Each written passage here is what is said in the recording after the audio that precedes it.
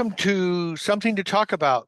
Welcome to Something to Talk About from the Bainbridge Island Senior and Community Center. I'm Reed Price, the host, and I'm happy to have you here. Today we'll be talking with Laura Cassidy from Recompose, a Seattle-based human composting funeral home.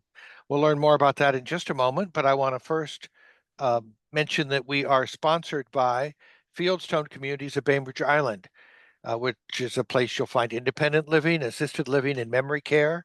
They have a beautiful campus up on Rolling Bay, and they'd love to give you a tour and treat you to lunch or dinner. Call Randy O'Neill or Sierra Wood. The phone number is 206-594-1010. The website is fieldstonecommunities.com.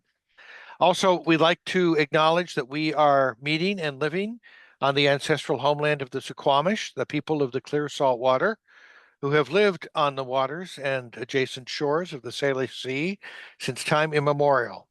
We honor them and are learning from their stewardship. Laura, Washington State became the first place in the world to legalize human composting in 2019. I'm interested in learning a little bit about how the process works, and Recompose, I think, was the first of the organizations that launched this service and maybe helped to, I accidentally muted you, launch this service and then work to get the legislation to support this kind of offering. So I'll just let you take it a little bit from there. Thank you. Sure. Yeah, absolutely. Thanks, Reed. Thanks for having me. So you're right that in 2019, Washington became the first place in the world to have the legal framework for this care. And working backwards from there, kind of what happened is our founder, Katrina Spade, had done the first ever pilot study looking at whether or not this was a form of care that would yield healthy, safe soil, and whether or not this could be a great replacement for other forms of care. And so that pilot study happened in 2018. That was, again, Recompose founder Katrina Spade, along with Washington State University soil scientists. So kind of going backwards from there, back in 2011, Katrina had just realized that of the available options, burial and cremation, things happened in her life to where she was kind of just made aware that, okay, those are the only two options. And like a lot of folks that I hear from, she didn't feel like either of those options was right for her. And I hear that from people. We give tours here at the facility in Seattle, and I give lots of presentations, and that's probably the most common thing I hear is that people say in one way or another, I don't feel right about either burial or cremation. And they might have their different reasons, but it's just that feeling of, those don't sit well with me. And for Katrina, that really was an environmental concern. She was raised always to think about her actions on the earth and the fact that we as humans have a huge impact on the earth.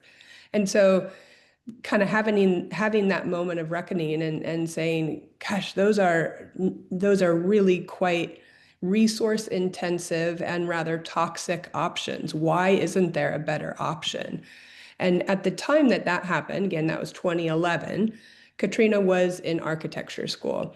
So she needed to do a big senior thesis project, and she figured, okay, well, for my senior thesis project, I will look to find a more environmental solution for end-of-life care.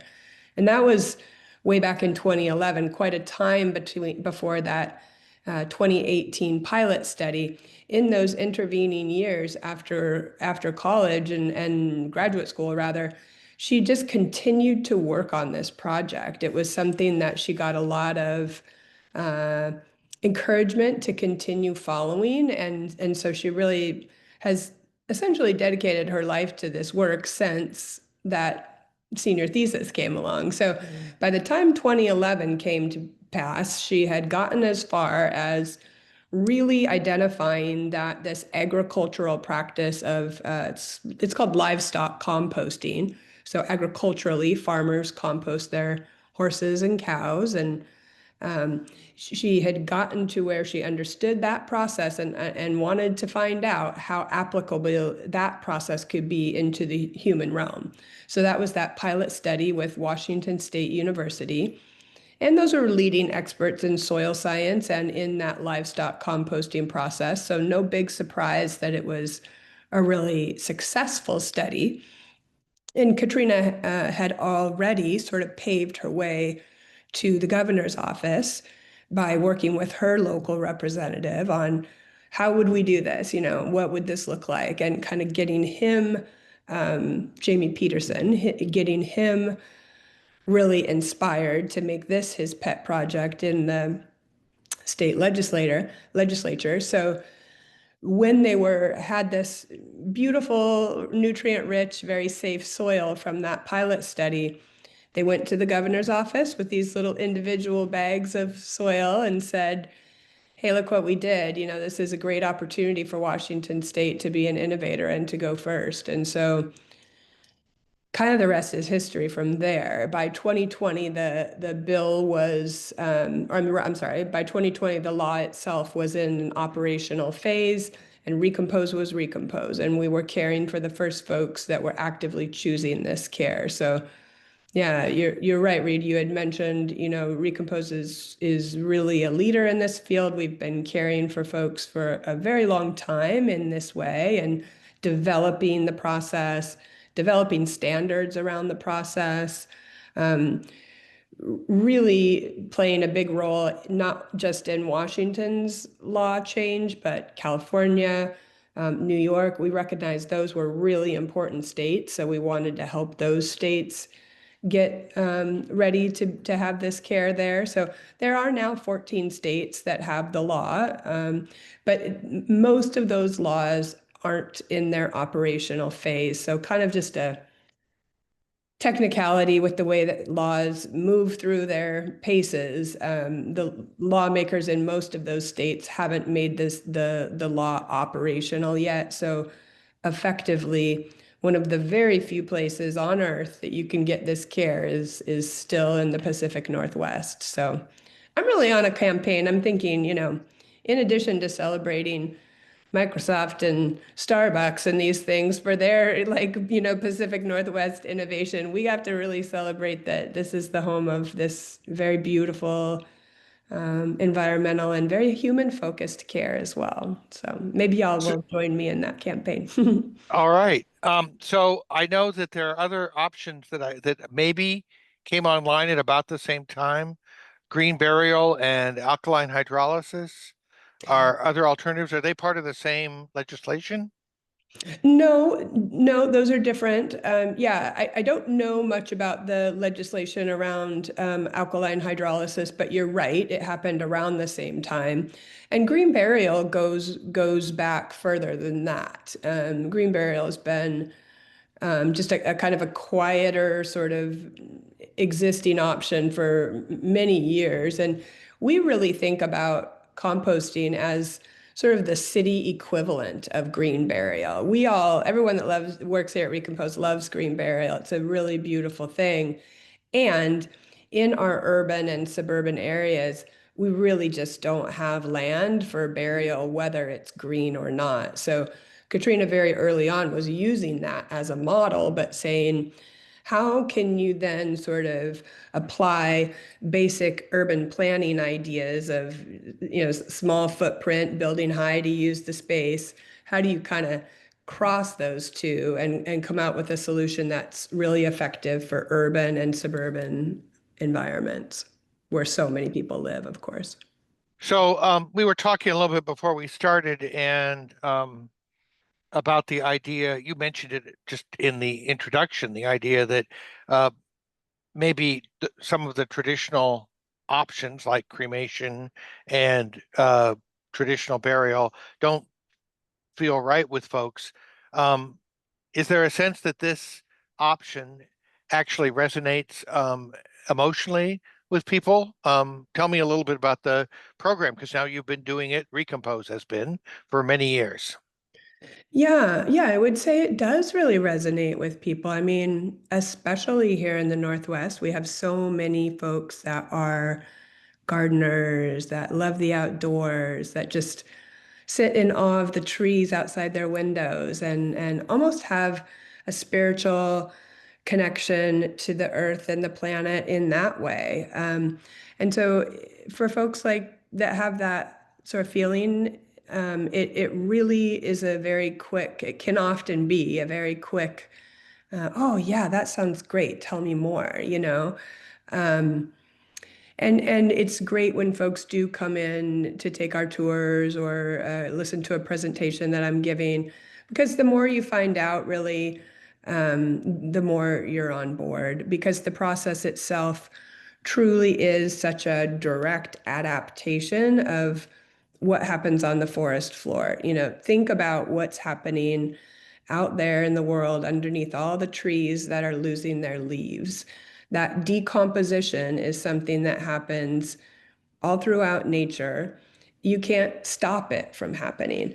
And there is a difference between decomposition and composting, because with composting, you need human guidance and intervention and tending so that what you get from the process is not just a pile of old leaves, but something usable that you can go and use to nourish new plantings and regulate soil temperature and things like that. So we're taking that naturally occurring process of decomposition.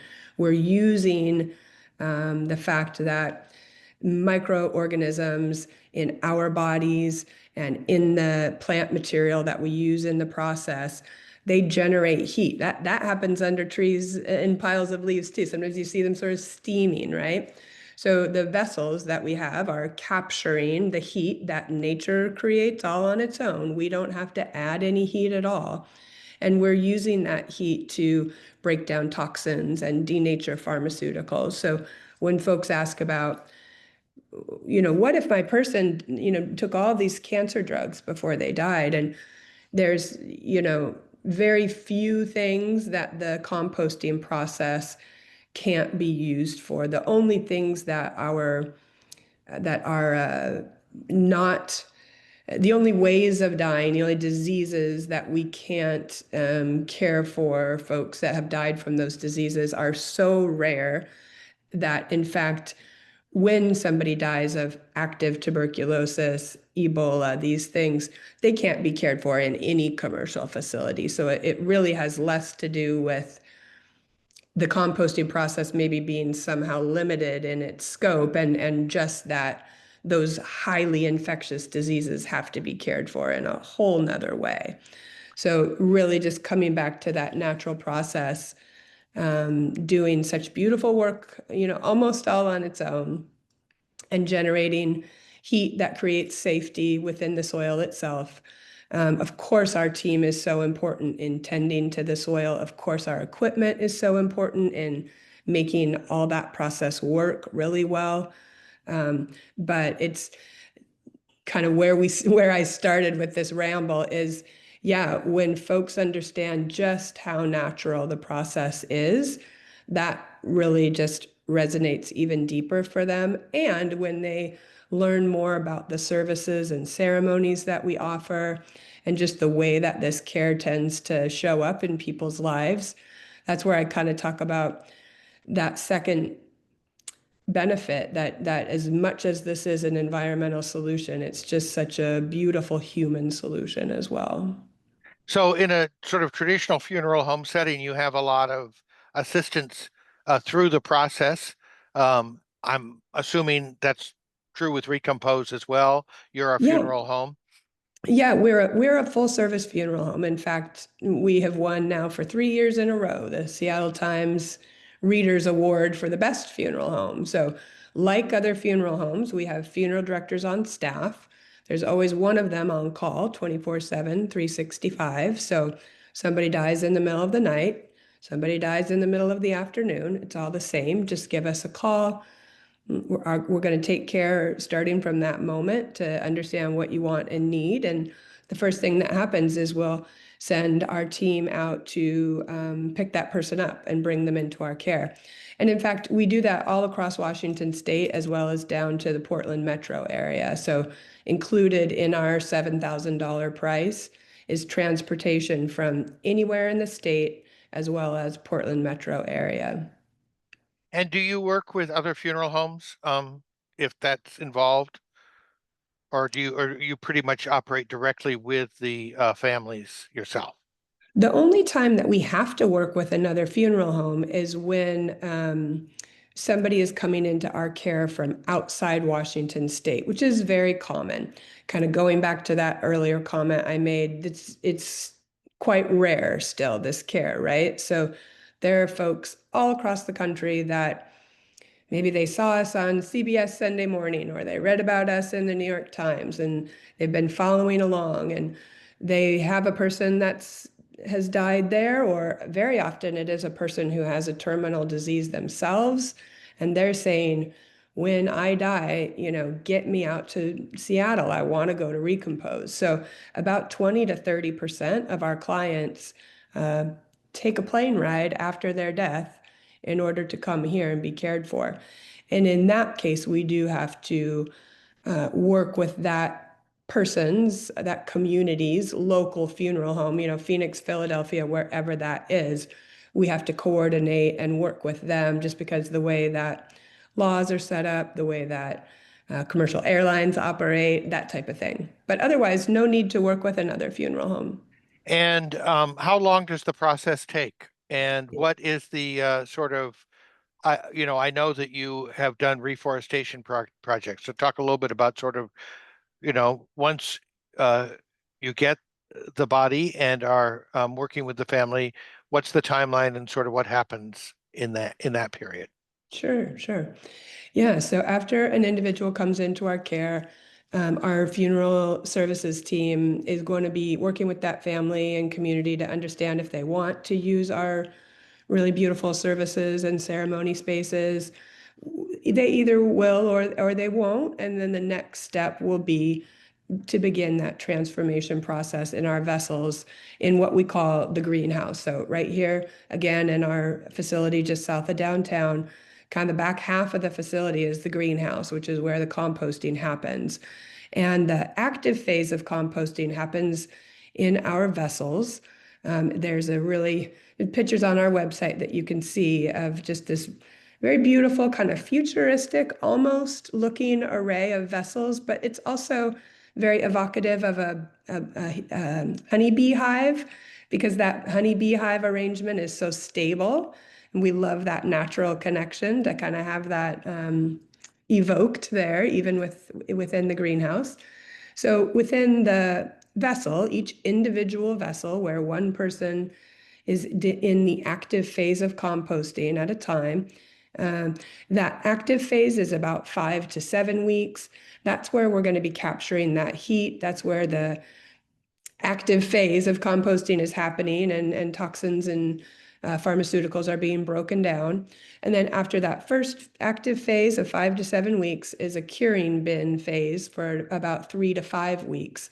At that point, the soil is drying out to some degree. We don't want to dry it out all the way, but to some degree, and kind of pH is settling and things like that. So active phase, 5 to 7 weeks, curing phase, 3 to 5 weeks.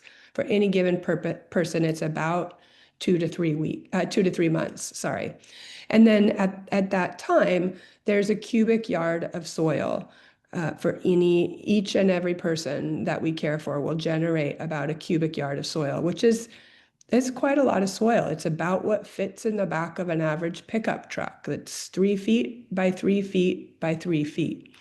And the reason that even the smallest person will generate about that much soil is because the composting process relies on a pretty specific ratio of carbon to nitrogen.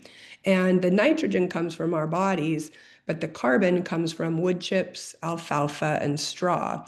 And we need a lot of that carbon. We need a lot of that wood chips, alfalfa, and straw. So we start with quite a lot of that plant material, and that's why the yield is so large as well.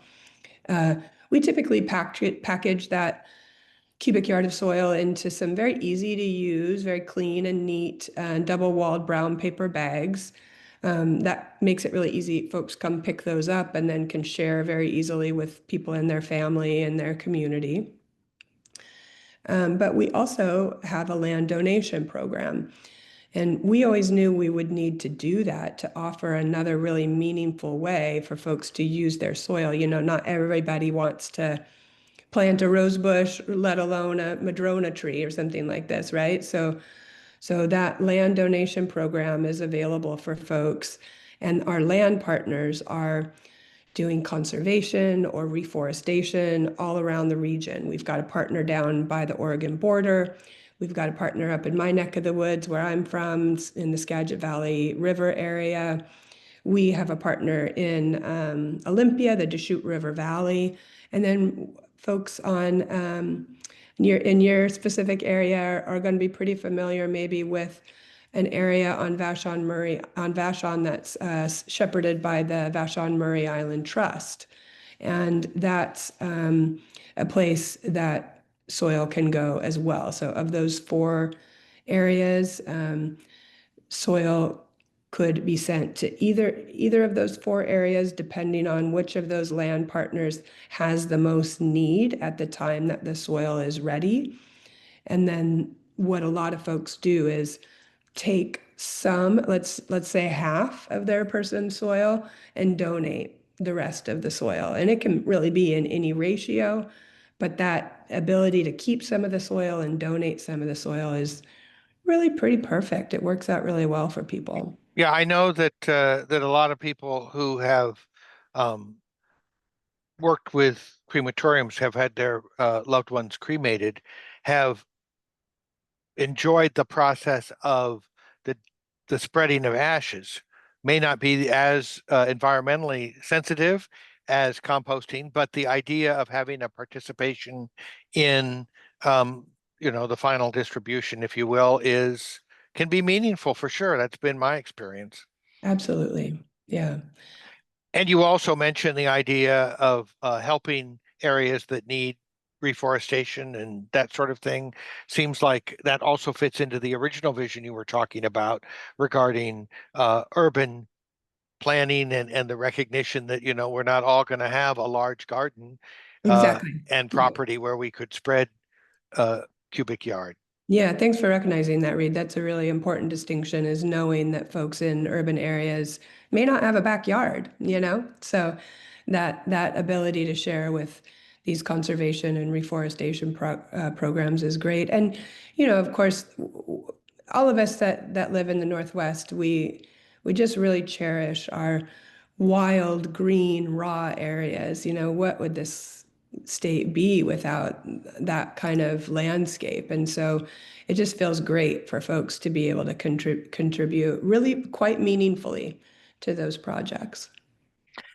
So we have a couple of people who are on the line. I don't know if anybody who's here, looks like Meredith, you're raising your hand. Do you have a question or comment that you'd like to throw out here?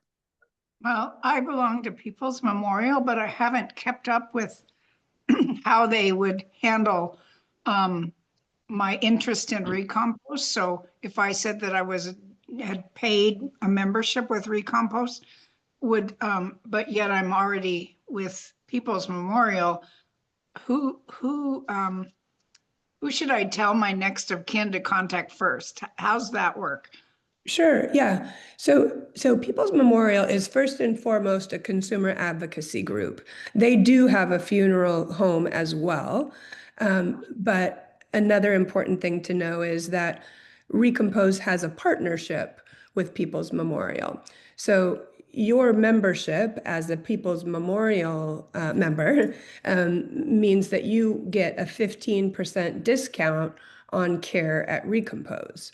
So Okay. you can think about it that way.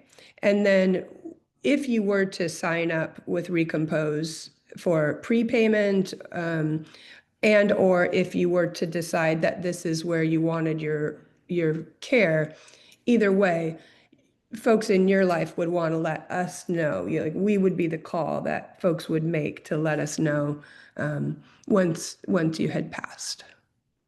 Okay. Thank you. Yeah. Yeah.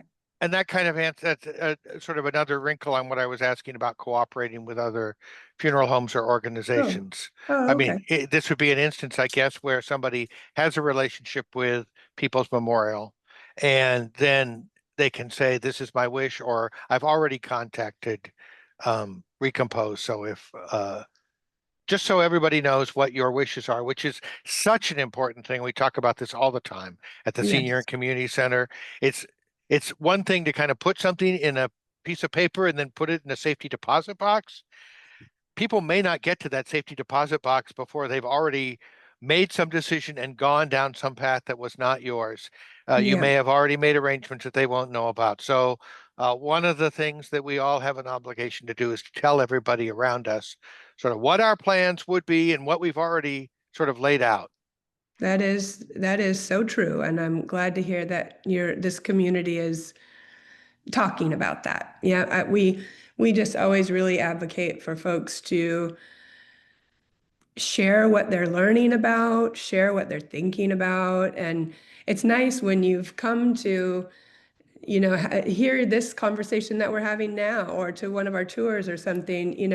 I always say, after you've had this, even this half hour with us, tomorrow or sometime soon, somebody's going to say, "Hey, what have you been up to?" And you can say, "Well, guess what? I heard about something new and very cool. Let me tell you about human composting." And of course, I say that because I think, share this news that you've heard, like tell more people about Recompose. But I also truly suggest that because it's so important that we talk about this with folks. And, maybe there's somebody in your life who is just a little bit reticent to kind of even begin their own internal conversation about it. And if you can share what you're learning and something that you find beautiful and inspiring about this kind of care, that could really open the door for them to have their own, safe and let me just say life-changing experience with really thinking about their own death. Paula, yes, you want to unmute yourself and ask your question or make your comment. Yes, this kind of follows up with Meredith's question. I have also already purchased my cremation plan with Heritage Insurance. And can that be switched over to recomposting? So that's a question for Heritage. Okay. Yeah. So we don't yet have any connections with any of those kind of insurance providers. A lot of them are pretty tied into, the funeral industry at large is a lot of it is controlled by big, one or two very big sort of stakeholders that own lots of different, cremation facilities and things like that. And a lot of those insurance programs are tied into those bigger kind of corporate infrastructures. So there's nothing that we can do to help, your particular policy be applicable here. And we haven't heard of anybody being able to lobby for that within their policies because they tend to be pretty strict connections with cremation providers. Okay. Yeah, I kind of jokingly asked when I purchased my plan if I didn't use it, could I get a refund? The funeral home director just said, well, nobody's ever asked me that one before. Well, and now I'm thinking, can I use it some other way? So I will contact them. And then my second question is, where and when do you do tours? Are they set up by appointment? Yeah, thanks for asking, Paula. So on our website, there's an area that says Explore Recompose. And underneath that, one of the options there is schedule a tour. So there's a calendar where every month, we tend to schedule a couple, 2, 3 months in advance. There are dates available for each month. There's usually a handful of dates available for each month. And you can choose a date that way. And if you can't seem to find that calendar or none of those dates work for you, or you just want to talk about anything else, or you want some more personal connection, anybody listening is really welcome to email me. My email address is Laura, Laura, at recompose.life. So instead of a .com or a .life. Makes sense. Yeah, yeah. And I'm happy to help you get signed up or find another date. You know, those calendar dates won't work for everybody. So if those dates Right. don't work for you, no problem. Just let me know and we'll figure something out. You can always call us too. Our number's on the website also. Okay. And the website is Recompose.life. okay. Oh, okay. Thank you. Yeah. Yes, thank you. This has been very informative, and I really enjoyed it. What a wonderful sort of a little maybe on the nose to be doing this on Halloween or the day before Dia de los Muertos, but celebrating life in death. Jane, before we go, did you have something you wanted to say? You need to unmute and ask it or say it. Yeah, before hop off, for anybody who is looking at this video later, we were talking earlier. I came on to watch this. I have already signed up for a similar program, composting program with another organization, and I came to it because of I think the emotional things that Laura was talking about, the connection with natural decomposition. I had been reading a book actually, and the author was talking about the decomposition of logs and trees in the forest. And then she went on and somehow led me to this. I don't remember the name of the book at the moment. I'd have to find it, but led me to sort of exploring this and finding out about it. And it's such a beautiful, for me, it was emotionally freeing in some way around the concept of death and dying and what happens afterwards. And the cremation or direct burial didn't feel quite right to me either, and this did. So I just want to put in a plug for giving it a chance. Think about it. And when I talk to people about it, they're always sort of, creeped out. It takes a while to get people to think differently about the process, but it's a beautiful thing, and it's nice to know about Recompose. Thank you, Laura. Oh, you're so welcome. Yeah, thanks for having me. And just to plant the idea that a lot of times we'll have a senior center group. I don't know if y'all have some buses or vans or things. We do tours, kind of private group tours too. So if y'all wanted to put together, a couple dozen, 8 or 9, wouldn't really matter, group of folks that want to come in and take a tour. It's really a very surprisingly beautiful place. Of course, I'm biased, but people are just, every time they come visit us, they're really, it's more than what you could imagine. It's a really, really special place. Laura Cassidy from Recompose, thank you very much. And thank you, Meredith and Paula and Jane, for all the good questions and comments that helped make this an interesting program. So I Yeah. appreciate